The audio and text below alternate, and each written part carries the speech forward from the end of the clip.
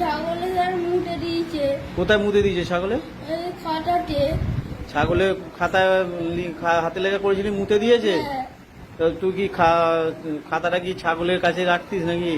Sir আমি লিখছি না, এই জন্য জল হচ্ছিল, লিখতে লিখতে আর জায়গায় পালিয়ে গেলাম বলে ভুলে আর মুটে দিয়েছে।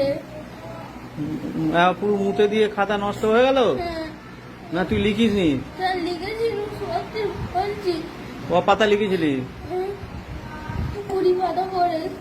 20 পাতা লিখেছিলি, পুরোটাই ছাগলে মুতে নষ্ট করে দিল? কতটা মুতেছে রে ছাগলে? বড় ছাগল নাকি? রাম ছাগল?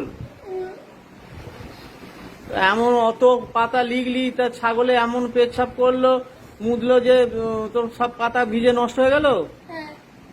ঠিক কথা, সত্যি কথা বলছিস? তা তুই বা তা সেটা যে করেছিলি, সেই খাতাটা রয়েছে সেই ছাগলে যে মুতে দিয়েছিল? মা ফেলে দিয়েছে? কেন? মাকে জিজ্ঞেস করছি, মা ছিল করে না করে, মা বলছে পুকুরে ফেলে দিচ্ছি। কেন জিজ্ঞাসা করি কেন ফেলে দিল?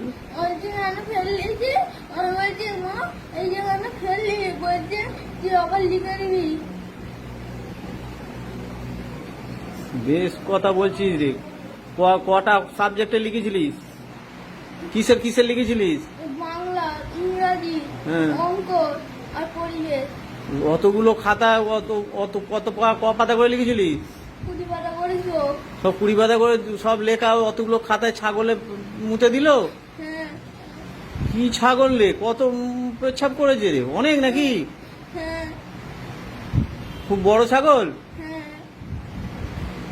4টে খাতাই তোর মা ফেলে দিল?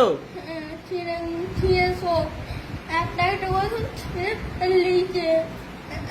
তুই তো এটা এবার তোর কথাটা আমরা কি করে বিশ্বাস করবো বল? তুই যদি খাতাগুলো রেখে দিতিস, আমরা দেখলে বুঝতে পারতাম হ্যাঁ সত্যি ওই ছেলেটা লিখেছে, ছুটিতে লিখেছে, কিন্তু ছাগলে যদি মুতে দেয় ও সে কি করবে? কিন্তু তুই তো তার কোনো প্রমাণও নেই, তো মা খাতাগুলো সব ফেলাই দিল? হ্যাঁ সত্যি বলছি আমি। সত্যি বলছিস? হ্যাঁ।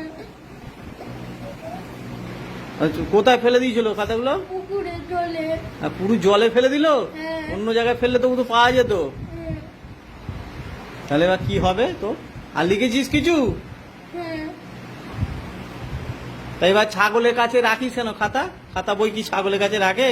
না স্যার, এরকম আমি এখানে বসে আছি লিখছি, আর ছাগল এখানে বেঁধে রেখেছে। হ্যাঁ। আর আমি লিখছি যে মুটে দিয়েছে, মা ছিঁড়ে ফেল দিয়েছে। যা লিখছিস আর ছাগলে মুতে দিচ্ছে। হ্যাঁ।